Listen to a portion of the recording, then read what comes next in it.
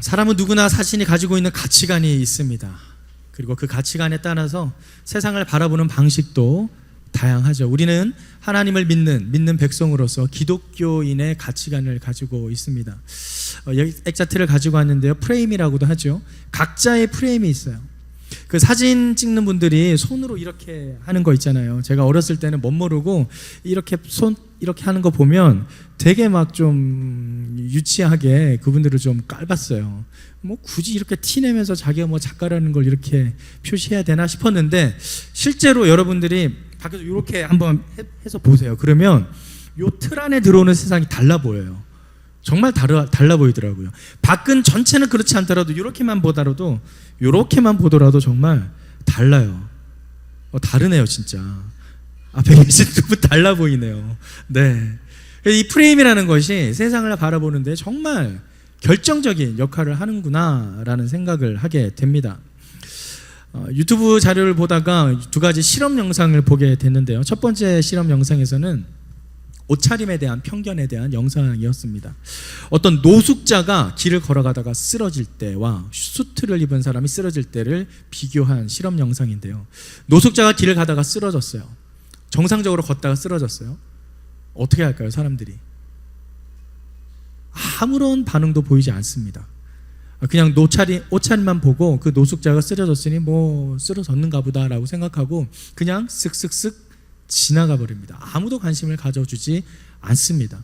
그런데 똑같은 방식으로 수트를 차려입은 사람이 걷다가 쓰러졌습니다. 어떻게 될까요?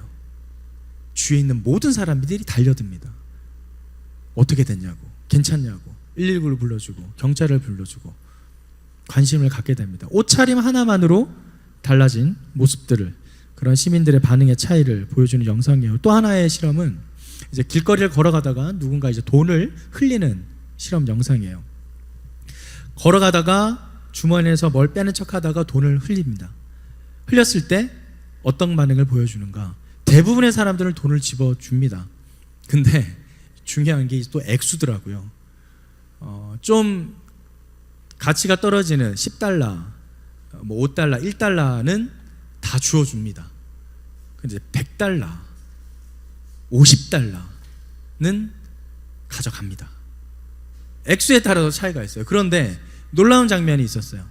50달러, 100달러를 떨어뜨렸는데도 주워주는 사람이 생겼습니다. 누가 주워줬을까요? 노숙자분이 주워줬어요. 참 반전이에요. 그냥 일반 사람들은 적은 액수는 이렇게 주워주는데 큰 액수는 자기가 인마이 포켓을 하는데, 오히려 노숙자분들은 떨어진 돈을 다 주워서 다시 돌려주는 그런 영상이었습니다. 참 우리가 가지고 있는 편견들이 세상을 바라보는데 크게 영향을 미치게 됨을 보게 되었습니다. 오늘 우리가 읽은 본문 삭개오도 마찬가지입니다. 과연 우리가 삭개오를 바라볼 때 우리는 어떤 시각으로 바라보고 있었는가? 또 삭개오에 대한 우리가 혹시나 이런 프레임을 가지고 삭개오를 재단해서 보지는 않았는가? 그래서 오늘 말씀을 통해서, 삭개오를 통해서 우리 자신, 우리 스스로에게 주시는 하나님의 메시지, 새로운 프레임으로 우리 자신 또한 바라보게 되는 시간이 되기를 소망합니다. 오늘 본문에 나타난 삭개오의 모습을 일단 먼저 하나하나 살펴보도록 할게요. 먼저 우리가 갖고 있는 일반적인 삭개오의 이야기에 대한 이해를 먼저 살펴보도록 하겠습니다. 1절 말씀을 한번 읽어볼까요? 1절, 2절 말씀을 같이 읽겠습니다. 시작. 예수께서 여리고에 들어가 거리를 지나가고 계셨는데 여리고에는 삭개오라는 사람이 있었습니다. 그는 세리장이고 부자였습니다. 먼저 장소가 나옵니다. 어디라고 그러죠? 여리고라고 합니다. 이 여리고성은 주전 7,000년대에, 지금부터 아니라 9,000년 전이죠. 9,000년 전에 사람들이 성벽을 쌓고 살았던 도시였다라고 합니다. 여러분, 7,000년 전이 어마어마하게 옛날이에요. 어마어마하게 옛날부터 그곳에서 성벽을 쌓고 살았다. 여러분, 이 성벽 기억나시죠? 이스라엘 백성들이 애굽을 건너서 가나안 땅으로 들어갔을 때 첫 번째로 무너뜨린 성이 바로 이 여리고 성이었습니다. 근데 이 여리고 성을 어떻게 무너뜨렸나요? 그냥 일복바퀴 돌고 함성을 질러서 무너졌어요. 말도 안 되는 방법으로 하나님께서 하신 일입니다. 이 원래 여리고성은 난공불락성으로 도저히 사람들이 평범한 방법으로 뚫을 수 없는 성이었어요. 그런데 하나님께서 그 성을 하나님의 방법으로 칼과 창을 사용하지 아니하고 공성도구를 사용하지 아니하고 오히려 하나님께서 이루신 일이다라는 것을 밝혀내기 위해서 7바퀴 돌고 함성으로 무너뜨린 바로 그 성입니다. 그래서 사실 그 성이 정말 무너뜨리기 힘든 성입니다. 반면 그 성에 특히나 현재까지 남아있는 성곽 도서 중에는 세계에서 가장 오래된 성읍이라고도 알려져 있습니다. 그래서 이 성읍, 왜 이렇게 사람들이 오래전부터 살고 있었을까? 한번 조사를 해보니 이스라엘 지역 그 근동 지방에는 물이 상당히 귀하잖아요. 물이 너무 귀해서 포도주를 만들어 먹을 정도로 너무나 귀했던 지역이에요. 그런데 이 여리고 성 쪽에는 지금도 분당 4톤 이상의 물이 솟아나는 샘물이 있다고 해요. 그만큼 여리고 성에는 물이 풍부하다라는 거죠. 그래서 사람들이 모여서 살 수밖에 없어요. 그래서 그 당시 주전 7,000년 전에도 수많은 사람들이 모여서 살았던 아주 큰 도시였습니다. 아주 큰 도시, 이게 중요합니다. 그렇게 물이 많이 나자 어떻게 돼요? 그 지역은 다른 광야나 황량한 그런 벌판과는 달리 아주 푸르른 녹지대를 형성하게 됐군요. 그래서 우리가 잘 알고 있는 야자나무, 종려나무라고도 하죠. 야자수가 아주 울창하게 우거져 있습니다. 기억나시죠? 예수님께서 예루살렘 성으로 입성을 할 때 종려나무 가지를 흔들면서 예수님을 환영했잖아요. 그 종려나무 가지, 야자수 가지예요. 그 야자수가 풍성하게 많이 있는 곳, 그래서 이 여리고성을 종려의 성읍이라고도 별명으로 붙이기도 합니다. 그만큼 크고도 여러 사람이 살았던 아주 큰 도시였다. 그런데 바로 그 도시에 지금 삭개오가 무엇으로 있다? 2절 말씀에 보면 세리장이었다라고 합니다. 이 세리장에 동그라미 치시고요, 또 부자에도 동그라미를 치십시오. 세리장은 무엇인가? 세리들을 다스리는 장이에요. 세리 중에서도 세리예요. 그러면 상당히 사회적으로 지위가 높은 사람이었다라는 것을 알 수 있습니다. 그런데 이 세리장이고 부자였던 이 삭개오가 예수님께서 바로 그 지역을 지나간다라는 소식을 듣게 됩니다. 그런데 어떤 이유에서인지 이 삭개오는 어떻게든 예수님을 만나고자 달려나갑니다. 당시의 세리들은 그 당시 유대인들에게 상당히 많은 미움과 또 비판의 대상이었습니다. 왜냐하면 당시 로마 세력에 등을 입어서 많은 세금을 착취하고 또 아주 불법적인 방법으로 돈을 뜯어냈던 사람들이 또 그 당시에 세리였었기 때문이죠. 그런데 모든 세리가 다 그렇지는 않았어요. 그런데 이 삭개오도 그 세리장이었다는 이유만으로 이미 사람들에게 많은 미움과 질타를 받고 있었습니다. 그런데 그 세리장 삭개오가 예수님이 지나가는 길에 이미 많은 사람들이 몰려 있음에도 불구하고 어떻게든 예수님을 보고자 달려나갑니다. 그런데 오늘 본문 기록처럼 삭개오는 키가 작았어요. 사람들이 많이 모였는데 그 작은 키로 쳐다보려니까 볼 수가 없어서 어떻게 합니까? 나무 위로 올라갑니다. 그 당시에 나무 중에 돌무화과 나무, 뽕나무라고도 하는데요. 이 돌무화과 나무, 우리나라로 치면은 그냥 가로수, 은행나무, 우리나라에서 흔히 보이는 나무라고 생각하면 됩니다. 그 지역에 흔하게 볼 수 있었던 나무 중에 하나가 돌무화과 나무, 뽕나무였어요. 이 뽕나무로 올라가요. 근데 한번 상상을 해보세요. 세리장입니다. 세리장이면 최소한 나이가 40은 넘었다라고 우리가 생각해 볼 수 있어요. 나이 먹은 사람, 나이 40이 넘은 저 정도의 뻘 되는 사람이 딱 봐도 세리장이라는 표시가 나는 그런 고귀한 옷을 입고 신분을 알아챌 법한 그런 옷을 입은 상태에서 나무 위로 올라간다. 어떨까요? 제가 양복을 입고 지금 우리 토평식당 바로 앞에 있는 은행나무에 올라간다 생각해 보세요. 여러분 어떻게 생각하겠어요? 저 뭐야? 왜 저래? 사람들이 의아하게 생각하지 않겠어요? 오히려 사람들의 시선이 더 삭개오한테 집중될 법도 합니다. 사람들의 미움을 받고 있는 그 세리장 삭개오한테 사람들이 더 시선을 돌릴 수도 있어요. 그런데도 그런 위험을 감수하고도 이 세리장 삭개오는 예수님의 얼굴을 어떻게든 한 번이라도 보기 위해서 그 뽕나무 위로 올라가고 있습니다. 그런데 올라갔을 때 이제 예수님께서 그 올라간 삭개오를 보고 이렇게 이야기를 하시죠. 5절 말씀에 예수님의 말씀을 한번 읽어보도록 하겠습니다. 삭개오야, 어서 내려오너라. 내가 오늘 내 집에서 묵어야겠다. 자, 이 말씀을 합니다. 이 말씀을 하시자 지금 삭개오는 급하게 아주 쏜살같이 내려와서 예수님을 맞이하게 되는데요. 문제는 그 곁에 있던 사람들의 반응이에요. 사람들이 뭐라고 하죠? 7절 말씀에 그가 죄인의 집에 묵으려고 들어갔다 라고 이야기를 합니다. 죄인의 집에 묵으려고 들어갔다. 왜요? 그 당시 사람들이 보기에 세리장은 죄인이었고 나쁜 짓만 하고 아주 자기들에게 피해만 주는 아주 나쁜 사람이었기 때문에 예수님께서 죄인의 집에 들어간다는 사실이 이해가 되지 않았다는 거예요. 용납할 수 없는, 아주 이해할 수 없는 일이었기 때문입니다. 그래서 그런 상황에 지금 사람들이 수군거리는 그 상황 속에 삭개오는 예수님을 모시고 자기의 집으로 가서 이제 이야기를 합니다. 자신의 결단을 단호하게 이야기하죠. 8절 말씀을 함께 읽어볼까요? 8절 말씀입니다. 시작. 삭개오는 서서 주께 말했습니다. 주여 보십시오. 제 소유물의 반을 떼어 가난한 사람들에게 주겠습니다. 누군가를 속여 얻은 것이 있다면 4배로 갚겠습니다. 뭔가 결단을 합니다. 그래서 우리는 이 얘기를 보고 이렇게 이야기를 하죠. 삭개오가 예수님을 만나서 자신의 잘못을 뉘우치고 회개해서 하나님 앞에 새로운 삶의 결단을 하게 됐다. 그래서 우리 또한 이러한 삭개오를 본받아서 예수님의 사랑과 그 은혜에 감사하는 마음으로 우리의 삶을 주님 앞에 온전히 드리자. 이런 식으로 결론을 맺는 것이 대부분 우리가 이어하고 있는 삭개오의 이야기입니다. 그리고 마지막에 예수님께서 이렇게 말씀하시죠. 마지막 말씀 10절 말씀에 인자는 잃어버린 사람을 찾아 구원하러 왔다. 그렇게 이야기를 하면서 그래 맞아, 하나님께서는 이렇게 잃어버린 삭개오도 사랑하시고 품었어. 그래서 그 품은 사랑에 감동해서 삭개오가 자신의 재산을 절반 이상 헌납하며 하나님께 헌신과 결단의 모습을 보여줬어 라고 이야기하는 것이 일반적으로 우리가 이해하고 있는 삭개오의 이야기입니다. 삭개오는 죄인이었고, 그리고 그 죄인이 예수님을 만나서 회개하고 삶의 결단으로 자신의 재산을 이웃을 위해 내놓았다. 그리고 우리도 예수님의 사랑을 경험하여 삶 가운데 그 사랑을 실천하자. 이것이 보통 이 삭개오 이야기를 통해 전해주는 설교의 내용이었죠. 그런데 말입니다. 비슷했나요? 네.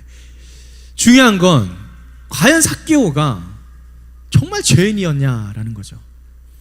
한번 본문 말씀을 다시 볼까요? 19장 앞부장에 보면은 지금 본문 전체에서 삭개오를 향해 죄인이라고 말하는 사람은 누구예요? 누군가요? 예수님이 삭개오를 보고 죄인이라 말했습니까? 아니에요. 사람들이 죄인이라고 말했어요. 예수님은 삭개오를 뭐라 그랬죠? 아까 우리가 읽었던 10절 말씀에 잃어버린 사람이라고 이야기를 했습니다. 예수님은 삭개오를 죄인이라 하지 않고 잃어버린 사람이라고 이야기를 합니다. 삭개오를 향해서 수군거렸고 죄인이라고 말한 것은 바로 그 당시 이스라엘 백성, 그 주위에 있던 유대인들이었습니다. 왜 그들은 그를 향해 죄인이라고 불렀는가? 아까 저는 말씀드린 것처럼 그는 세리였고 또한 세리장이었으며 부자였기 때문입니다. 당시 로마 시대의 세리들은 그 로마 법에 따라서 세금을 징수하는 사람들이었습니다. 그래서 같은 민족 유대인이건 로마 사람이건 관계없이 그들은 로마 법대로 사람들에게 세금을 징수를 했던 것이죠. 그런데 그들은 정당한 방법을 통해서 세금을 징수하는 것 외에도 다른 방법으로 부를 축적할 수 있는, 부자가 되는 방법들이 있었습니다. 그때는 그러한 일들이 아주 만연했던 때였죠. 그래서 사람들이 세리라고 하면 모두 다 그럴 것이다 라는 편견을 가지고 있는 거예요. 우리가 정치인들을 향해서 갖고 있는 편견들, 아유 정치하는 사람들이 다 그렇게 돈 떼먹고 그러지, 이런 편견들하고 비슷합니다. 특히 편견을 주제로 하는 많은 영화들이 있죠. 검사외전이라든지 여러 가지 검사들을 갖다 빗대어서 하는 이야기들, 비리경찰 이야기들, 딱 봐도 그냥 흥행을 위주로 한 영화들이 참 많이 있습니다. 그래서 사실 그러한 영화들이 가지고 있는 프레임 또한 하나의 편견이라고 할 수 있어요. 저희 이모부가 검사장까지 지낸 검사 차관까지 지내셨어요. 그래서 검사의 생활을 너무나 빠삭하게 알고 있어요. 그런데 저 스스로도 너무나 감사했던 경험은 제가 초등학교 때인가 한번 나라 전체에서 공직자 재산 공개를 한 적이 있어요. 그런데 참 감사히 저희 이모부가 꼴찌를 했어요. 너무나 은혜스러웠어요. 그 신문지상에 다 이름이 나왔어요. 그런데 저희 이모부 이름은 제일 끄트머리에 꽁지로 나왔어요. 우리 가문의 자랑이었어요. 꼴찌였다는 게 자부심이 있었어요. 어떤 비리나 그런 게 없이 정말 정직하게 공직 생활을 하신 거죠. 그래서 그런 검사 외전이라든지 그런 영화들에 대해서 제가 한번 물어본 적이 있는데 이모 말씀은 목사들의 세계와도 비슷하대요. 목사들도 대부분이 충성스럽고 하나님 앞에 신실한 종들입니다. 그런데 몇몇 목사들이 물을 흐리고 있잖아요. 검사 세계도 마찬가지래요. 몇몇 비리 부패 검사들이 있는데 그게 마치 전체 검사들이 다 그런 영화에서 그렇게 호도한다라는 거죠. 그래서 이 부분은 그런 영화를 보지 않는데요. 사실하고 너무 다르대요. 실제 검사 생활과는 전혀 딴판이 너무나 극적으로 희화한 것들이 많아서 그 영화 자체를 보지 않는다라는 이야기를 들었습니다. 실제 그렇습니다. 우리가 생각하고 있는 대중에서 언론에서 이야기하는 것들이 과연 정말 그런가? 그것 또한 프레임을 가지고 우리에게 또 다른 편견을 만들어줄 수 있다라는 것이죠. 이 세리에 대한 편견들, 그 당시 그들이 갖고 있는 편견들 한번 하나하나 살펴보도록 할게요. 이 부자라는 이유만으로 세리장이라는 이유만으로 편견을 받았던 이 삭개오, 과연 그런 정말 그러한 사람이었는가? 당시 세리가 부자가 될 수 있었던, 부를 축적할 수 있는 세 가지 방법이 있었는데요. 세 가지 방법. 첫 번째는 토색, 두 번째는 뇌물이나 상담, 세 번째가 정당한 방법인 세금 수수료예요. 토색으로 또 뇌물 상납으로 다른 방법으로 부를 축적할 수도 있었습니다. 그런데 이 방법 외에도 세 번째가 세금 수수료로 부를 축적할 수 있었어요. 자, 그렇다면 또 한 가지가 있어요. 요세푸스가 썼던 유대 전쟁사라는 책에는 가이사랴에서 요한이라는 세리에 대한 기록이 있습니다. 그 세리에 대해서 어떻게 기록하고 있는지 하면 제가 읽어드릴게요. 요한은 뇌물을 주고 회당에 들어가려 했던 한 사람을 유대 공동체의 지도자들과 함께 저지했다. 무슨 말이에요? 요한이 뇌물을 주고 회당에 들어했던 어떤 사람을 저지했다라는 것은 세리였음에도 불구하고 정의로운 판단을 하고 있었다라는 근거가 됩니다. 세리임에도 정의로운 사람이 있었다라는 거예요. 그리고 또 요한이 돈을 벌게 되자 더 이상 공동체에 기여할 수 없게 되었다. 이건 또 무슨 말이에요? 요한이 세리였기 때문에 부자가 되었다라는 것을 그 당시 유대의 사람들이 인정을 하지 않았다라는 거예요. 뭐예요? 세리로서 분명히 정의로운 판단을 했음에도 불구하고 부자라는 이유만으로 더 이상 유대 공동체에서 활동을 할 수 없었다라는 거예요. 정의로운 사람이 있음에도 불구하고. 왜? 그 또한 그 당시의 세리에 대한 편견으로 배척을 받았다라는 것이죠. 정의로운 판단을 하는 사람임에도 불구하고. 이 두 가지 기록이 정말 중요한 의미를 전달하는데요. 한 가지는 이 세리라는 직업이 명예롭지는 않지만 어떻게든 유대 공동체 생활에서 함께 활동을 할 수 있었다라는 것을 알 수 있고요. 또한 부자가 되면 자연스럽게 배척을 당했다라는 것을 알 수 있습니다. 그 당시에 세리가 부자가 된다라는 그 사실 하나만으로 그것은 정당한 방법으로 번 것이 아니라 토색이나 상납이나 그러한 불법적인 방법으로 돈을 벌었다라고 사람들이 생각을 했었다라는 사실이죠. 그런데 우리가 기억할 것, 아까 세 번째 마지막 세금 수수료로 버는 정당한 방법이 있었잖아요. 지금 아까 말씀드렸던 것처럼 여리고가 어떤 성읍이라고 그랬죠? 그 당시에 7,000년 전인데도 사람들이 아주 많이 모여 살았던 아주 큰 도시라고 말씀드렸습니다. 그럼 어떻게 되나요? 그곳에서 세금을 걷어서 그 세수만으로도 많은 사람들이 세금을 냈기 때문에 충분히 부자가 될 가능성이 있었다 없었다? 있었다라는 사실이죠. 토색이나 뇌물이나 상납을 통하지 않고서도 이 삭개오는 정당한 세금 수수료만으로도 부자가 될 수 있었다라는 것입니다. 물론 또 어떤 우리 지체가 질문을 통해서 알려준 건데 그 당시에 로마법 자체가 불법적일 수도 있어요. 로마법 자체가 되게 부당할 수도 있어요.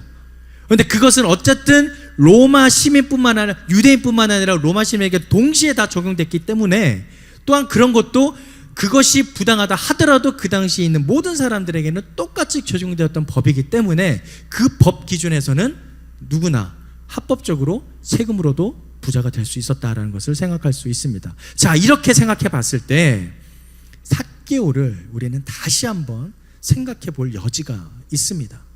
삭개오가 아까 나타냈던 본문에 기록된 그 행동들 하나하나의 패턴을 다시 한번 생각을 해볼게요.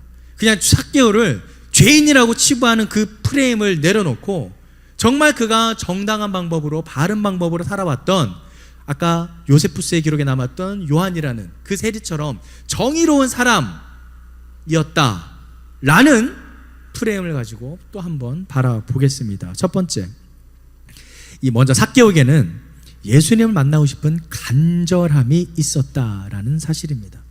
예수님을 만나고 싶은 간절함. 자, 그것이 어디에 나오는가? 아까 우리가 읽었던 본문 말씀에 6절 말씀에 기록되어 있습니다. 6절 말씀을 함께 읽어볼게요. 시작.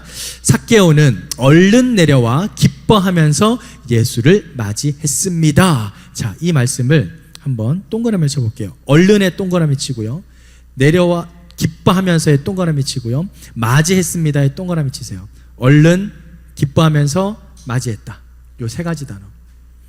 예수님이 자기의 이름을 부르며 그 집에 유하겠다, 내가 니네 집에 가겠다라고 하는 말씀에 아주 적극적으로 내려왔다라는 것을 우리는 확인할 수 있습니다.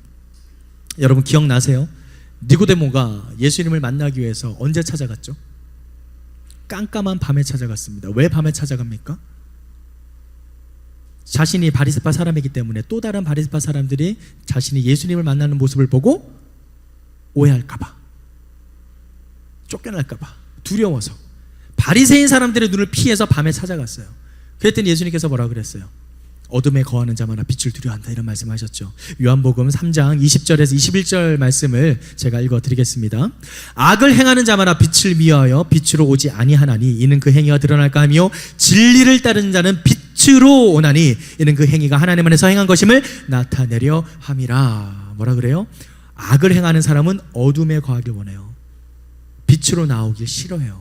그런데 진리를 따르는 자는 빛으로 나와요. 그 빛 가운데 거하는데 주저함이 없어요. 자, 지금 예수님을 만나러 가는 삭개오의 모습. 그리고 이미 처음부터 예수님을 만나고자 하는 간절함이 있었어요. 그리고 예수님이 부르시자 아주 적극적으로 얼른 기뻐하면서 맞이합니다. 이 삭개오의 모습 속에 어떤 어둠에 거하는 자의 모습이 보여지나요? 오히려 어떻게든 예수님을 만나고자 하는 적극적인 모습이 보여집니다. 이러한 적극적인 삭개오의 모습은 결코 어둠에 거하는 자가 아니라 오히려 진리를 따르는 자의 모습이라 할 수 있습니다. 만약에 삭개오가 정말 불법적인 방법으로 상납이나 토색이나 뇌물을 통해서 돈을 벌어서 부자의 자리가 됐다면, 세리장이 되었다면은 그는 오히려 예수님을 만나기가 두려웠을 거예요. 무서웠을 거예요. 왜? 자신의 죄가 다 드러나니까.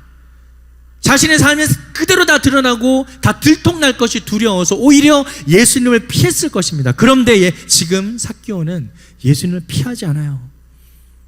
오히려 예수님을 만나고 싶어해요. 어떻게든 만나서 예수님과 대면하고 싶어 합니다. 이러한 모습은 결코 삭개오가 그 이전 시간에 죄를 짓는 삶을 살았다, 그러한 모습으로 볼 수 없다라는 것이죠. 이러한 삭개오의 예수님을 만나고 싶어하는 이 간절함이 오히려 삭개오를 죄인으로 보는 것이 편견이었다라는 것의 첫 번째 근거가 됩니다. 두 번째 근거를 볼까요? 두 번째는 삭개오는 예수님께 자신의 결단을 고백하게 됩니다. 자, 그가 어떻게 고백하는가? 8절 말씀을 함께 읽어볼게요. 8절 말씀입니다. 시작. 삭개오는 서서 주께 말했습니다. 주여 보십시오. 제 소유물의 반을 떼어 가난한 사람들에게 주겠습니다. 누군가를 속여 얻은 것이 있다면 4배로 갚겠습니다. 자, 이러한 결단. 지금 본문 말씀을 잘 보면 예수님께서 삭개오와 함께 그 집에 갔을 때 예수님께서 삭개오에게 무슨 이야기를 했나요? 이야기를 했습니까? 한마디도 안 했어요. 예수님이 집에 들어오자마자 삭개오가 먼저 예수님께 자신의 결단을 고백합니다. 그 결단을 고백하니까 예수님께서 뭐라 그래요? 9절 말씀에 보면 오늘 구원이 이 집에 이르렀다. 이 사람도 아브라함의 자손이다 라고 말을 합니다. 우리의 상식적인 순서에 의하면 예수님께서 그래 삭개오야 너가 이제 구원을 받았다, 너도 아브라함의 자손이다 라고 이야기했을 때 감동을 받아 예수님 감사합니다, 나의 재산을 주님께 헌물합니다, 이런 고백이 나와야 돼. 그 순서가 상식적일 터인데 지금 이 고백의 순서는 거꾸로 됐어요. 예수님은 한마디도 하지 않았습니다. 아무 말씀 안 하시고 그냥 삭개오의 집에 들어갔는데 삭개오가 먼저 이야기를 해요. 내 재산의 절반을 드리겠다. 어떻게 이런 고백이 나올까요? 어떻게 이런 고백이 나올까요?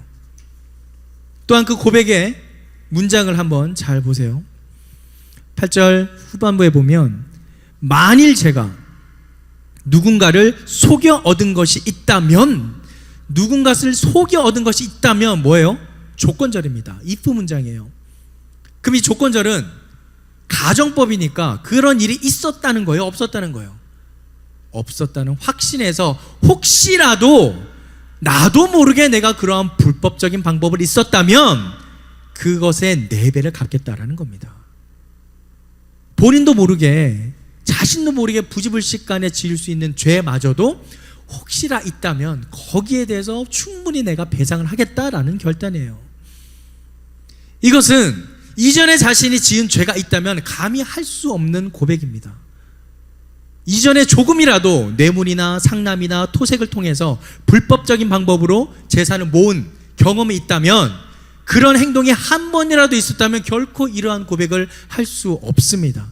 정말 자기가 생각했을 때 자신은 정말 청렴결백하게 아주 당당하게 투명하게 살아왔다라는 것을 보여주는 고백입니다. 하지만 그럼에도 불구하고 나도 모르게 지을 수 있는 죄가 있을 수 있으니 그러한 죄가 있다면 4배나 갚겠다라는 고백이죠. 자, 이러한 그의 고백, 그리고 예수님을 당당하게 맞이하러 나가고 적극적으로 영접하려는 그의 태도, 이러한 모습을 볼 때 삭개오는 그 당시에 유대인들이 인식하고 있던, 갖고 있던 그 편견에 의한 세리가 아닌, 정말 직업은 세리였으나 아까 요세푸스의 기록에 있던 그 요한처럼 정의롭고 올바른 삶을 살아갔던 자임을 우리는 확인할 수 있습니다. 자, 이런 모습을 보고 삭개오 이야기를 다시 한번 전개해 볼게요. 자, 삭개오 이전의 모습과는 너무 다르죠. 오히려 삭개오를 어떻게 바라봐야 되는가? 그동안 사람들에게 외면당하고 무시당하고 따돌림 당했던, 우리가 흔한 말로 말했던 왕따 당했던 사람이라고 볼 수 있어요. 그는 자기가 최선을 다해서 열심히 정의롭게 바르게 살고 싶었지만 당시 자신이 갖고 있던 세리라는 직업 때문에 유대 사람들로부터 배척당하며 소외받은 삶을 살고 있었던 것이죠. 그러한 삶을 살아가고 있는 중에 예수라는 인물이 나타났다는 거예요. 그런데 이미 그는 소식을 들었어요. 예수가 가난한 자들을 위해서, 버림받은 사람들을 위해서, 소외당한 사람들을 위해서 복음을 전하며 새로운 기적을 일으키며 은혜를 베풀고 있다라는 소식을 듣게 됩니다. 자, 그러했을 때 어떤 마음이 들까요? 저 예수님을 꼭 만나고 싶다.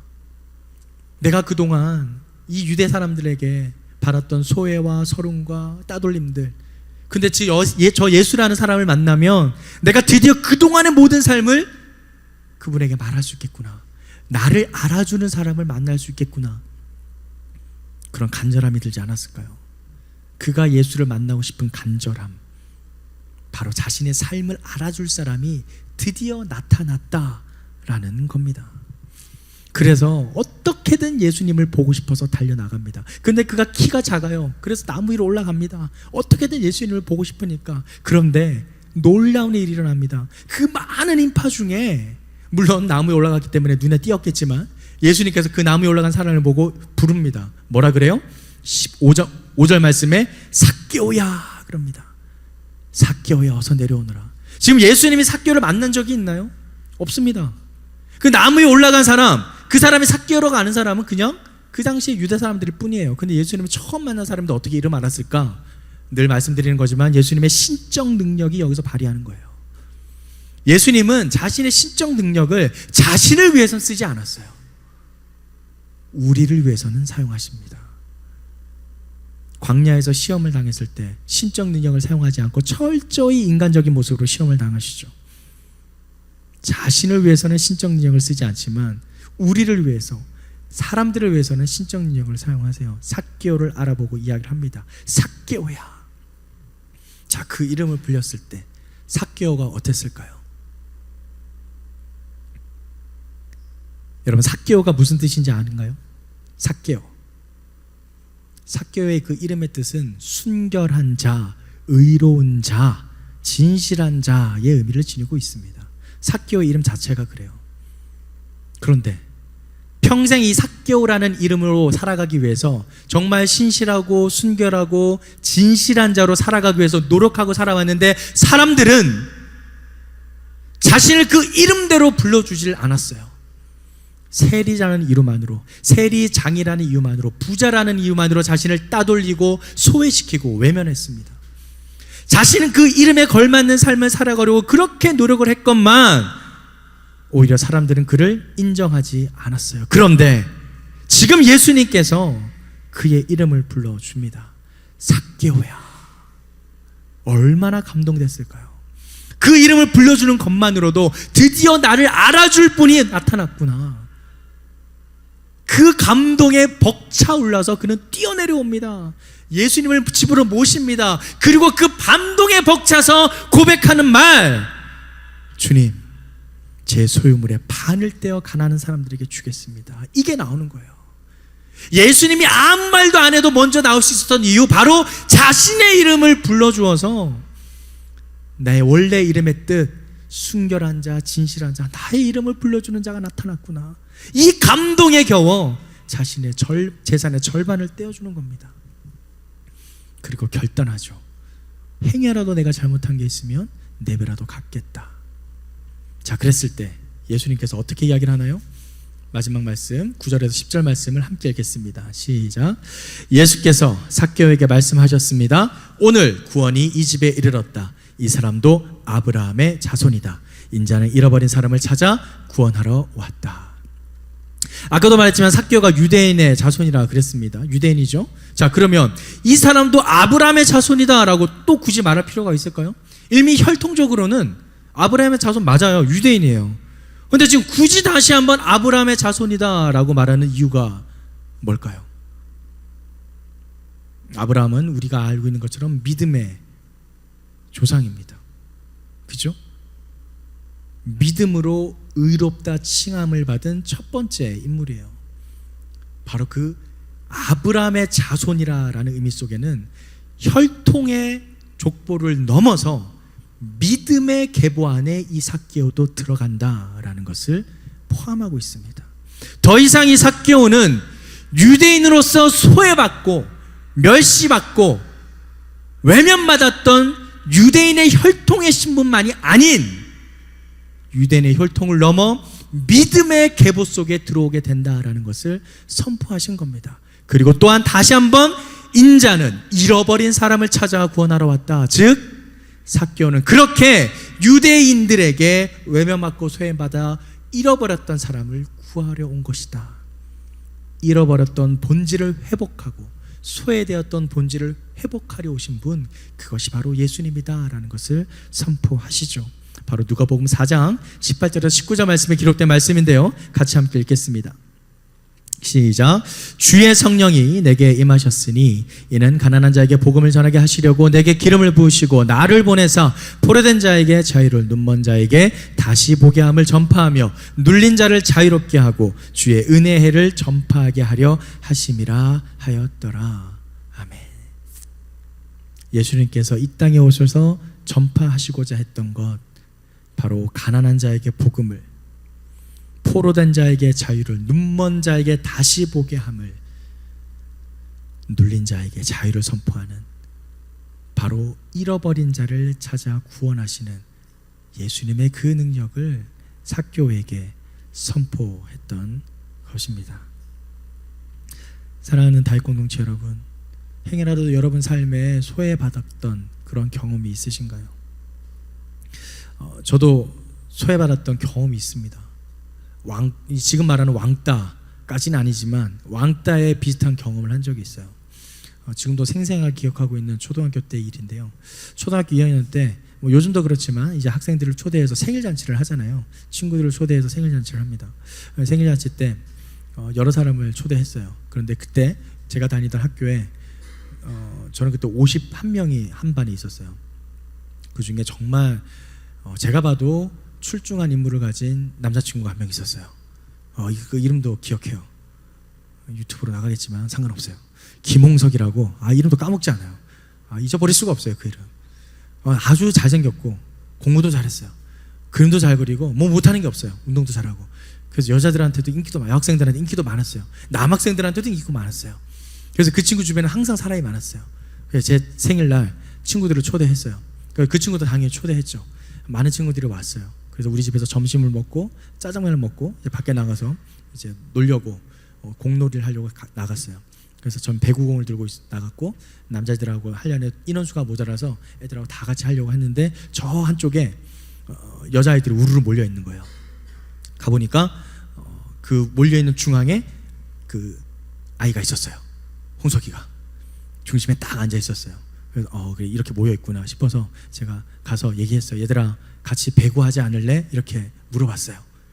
그랬더니 여자애들이 다 여자애들이 있었어요. 이렇게 뭐 반응도 안 해요. 아무 말도 안 해요. 그냥 뭐 서로 이렇게 뭐 쳐다보기만 해요.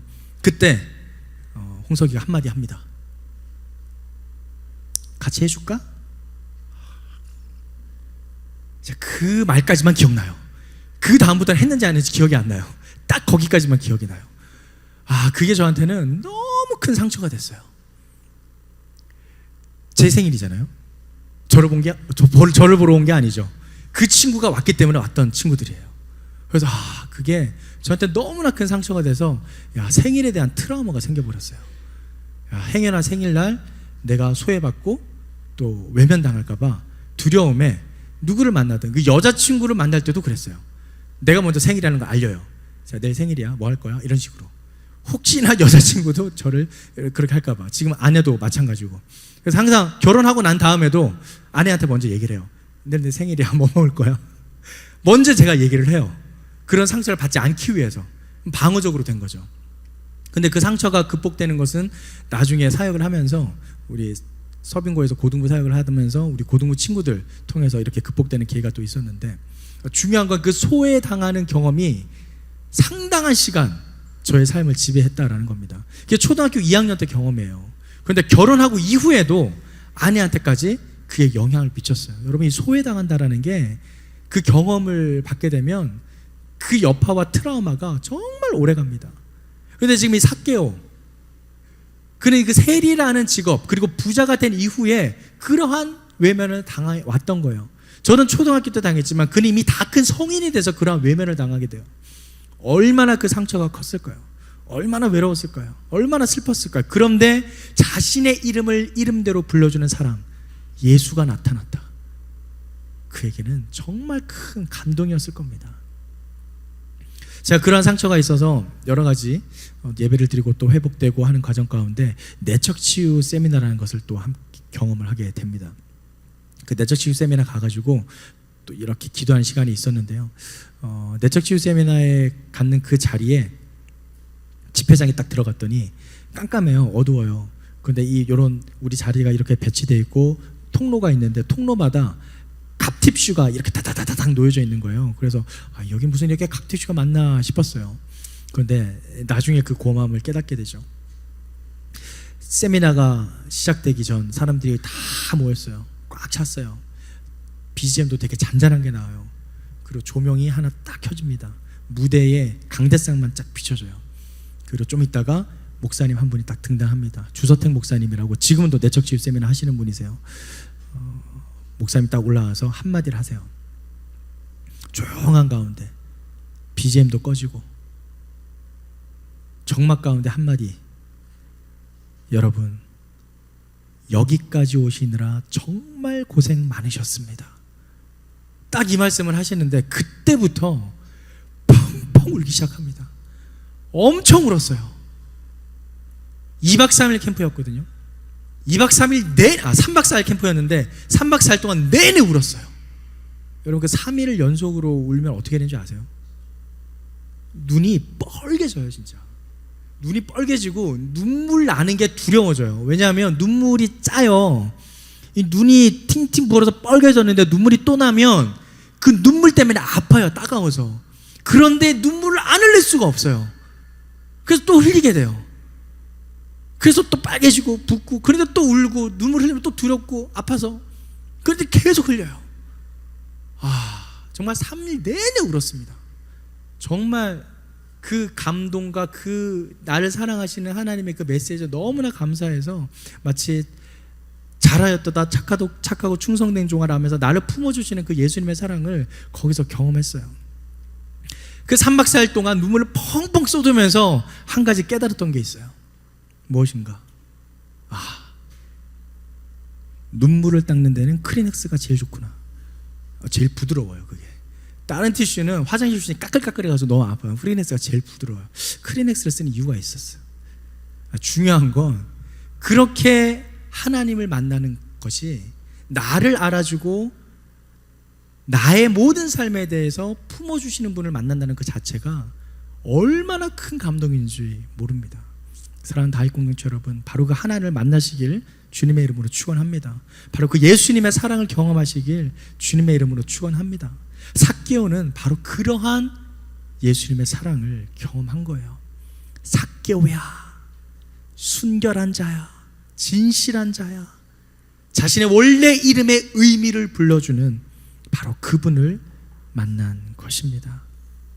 사랑하는 다윗 공동체 여러분, 예수님께서는 바로 여러분을 그렇게 불러주고 계십니다. 올 한 해 여러 가지 일들이 있었습니다. 분명 여러분의 삶 가운데도 좋은 일도 있었고 또 어려운 일도 있었고 험난한 시간도 있었을 것입니다. 그런데 그 모든 과정 속에 분명 하나님께서는 여러분의 그런 일거수일투족 하나하나를 다 감찰하시며 여러분을 불러주십니다. 여러분의 이름을 부르시며 지금도 여러분을 품어주고 계십니다. 혼자라고 걱정하지 마십시오. 외롭다고 걱정하지 마십시오. 하나님께서 여러분과 함께 하십니다. 오늘 마지막 2023년을 보내며 한 해를 돌아볼 때에 그 모든 것이 하나님의 은혜였음을 고백하는 저와 여러분이 되기를 간절히 소망합니다. 삭개오를 불러주셔서 잃어버린 자를 찾아왔다라고 말씀하시는 바로 예수님의 그 사랑이 여러분의 삶을 가득 채우고 붙잡아 주시기를 축원합니다. 옆에 있는 분에게 이렇게 선포하겠습니다. 당신은 하나님의 존귀한 자녀입니다. 당신을 위해 예수님께서 이 땅에 오셨습니다.